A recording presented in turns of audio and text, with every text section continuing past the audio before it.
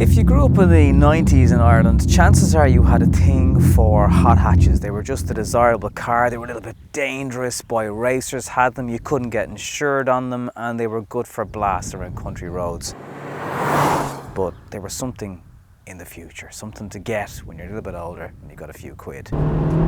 But you only need 24,000 of those quids if you want to own this Opel Corsa GSi, 150 brake horsepower, 1.4 petrol turbo engine.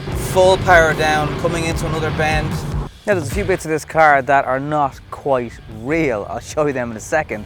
What is real is though this roof spoiler that says, this is something a bit different.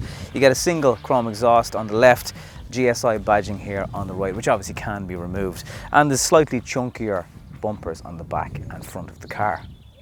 One thing I do love is the offset of the alloys, which means they come right out to the edge of the car and they don't stick in and look scrawny. These are the upgraded 18-inch alloy wheels, by the way, and a lot of optional extras in this car aren't going to break the bank. I'll explain in more details in a few minutes. Opel have even included some carbon fibre effect on the wing mirrors here, which looks okay. One thing that's not as okay, however, is this bit of plastic here. It looks like an air intake, but it's not. Something very acceptable, however, are these Recaro bucket seats.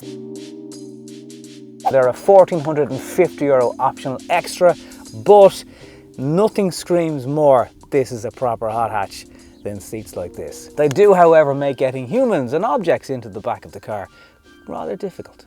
Now you're going to want to have stopped growing when you were about 5 to be comfortable in the back of the Corsa GSi. In fact, 3-door hatches and hot hatches in particular are probably going to be a thing of the past fairly soon.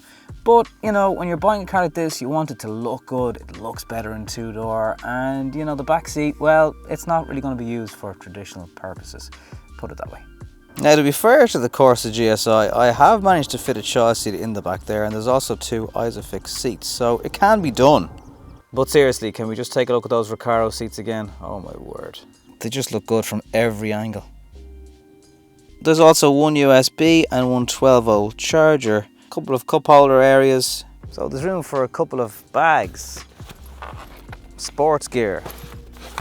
You can fold down the rear seats, however, and when you do that, if this is a 2-person user car, well, there's quite a lot of practicality there when you can knock the seats forward and you've got a decent enough boot for such a small city car.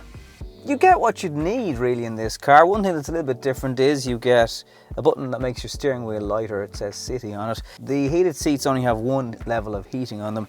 That said, you get Apple CarPlay, Android Auto. You can control it from Siri and even tell the car what to do with your phone synced up to it. You do get a handbrake, which some people find a crucial thing in a hot hatch, just in case the odd handbrake turn is required.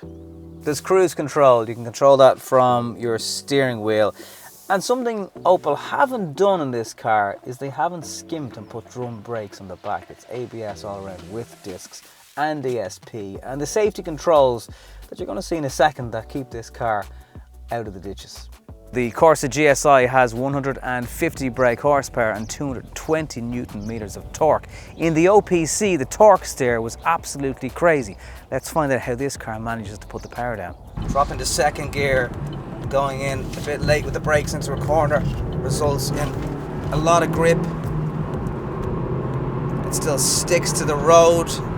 You don't, for 1 second, feel a little bit nervous that the grip is going to let you down, dropping to third again into a corner.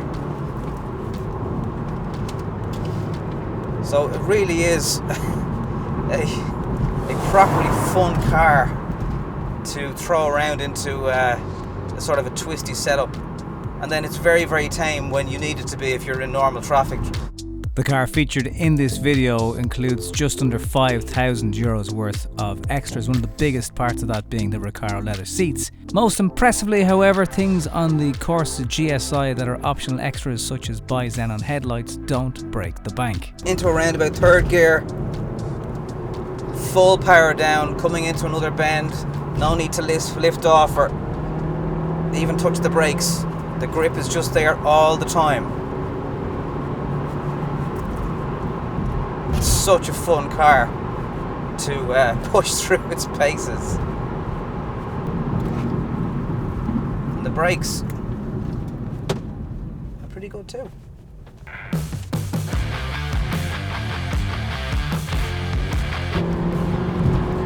It's got a nice raw noise off the engine. Nothing that's going to blow you away, but at the same time, it is an enticing engine note. All Corsa GSi models get OPC line body styling, which includes rear skirts and rear roof spoiler, door mirrors and front grills in carbon fibre effect. These Recaro bucket seats really hold you into place as you're going around bends as well. And you've got to remember, it's 150 brake horsepower, 1.4 turbo, but it's quite a light car. So it doesn't have the performance of today's real world, you know, proper hot hatches, but it's going to be quite a bit lighter. And that's a key component when it comes to real world driving.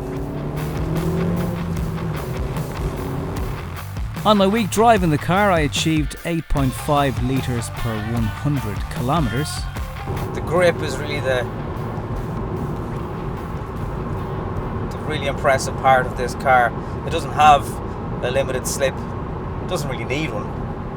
It gets the power down and handles well as it is. If you're looking for a blast at fairly modest prices, well, this isn't a bad shout. Thanks for watching.